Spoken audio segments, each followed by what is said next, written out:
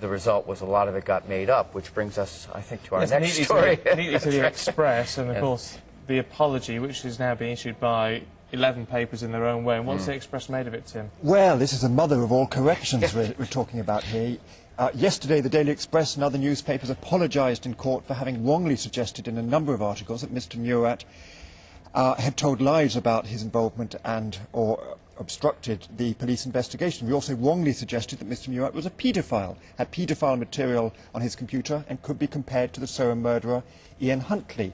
We accepted in court that these allegations were untrue and that none of these individuals had any involvement in Madeleine's abduction.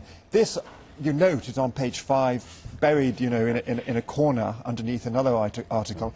And I must say £600,000 seems to me, given that so many newspaper groups were involved, as Andrew Neil was saying earlier on your programme, quite a modest amount of money, really, when one thinks that Geoffrey Archer, for instance, in his famous libel case against the Star, you know, pocketed the best part of £1 million with costs. It's only sort of 50 grand per paper, as it were. I must say, knowing the family a bit from having reported this story over a period of many, many months, I think this is one case where genuinely the apology itself is hugely important to them, because their lives have been so gutted by this kind of torrent of lurid headline after lurid headline, that certainly his mother, Jenny Murat, from the start just wanted some public recognition. But it raises questions about exactly why the papers did this in the first place, and with these sort of sanctions levied against them, which are pretty much peanuts per paper, is it going to stop them doing it again?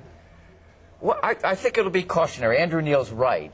If you take 11 powerful newspaper groups jointly providing 600 grand, this is pocket money. So in a financial sense, it won't be punitive.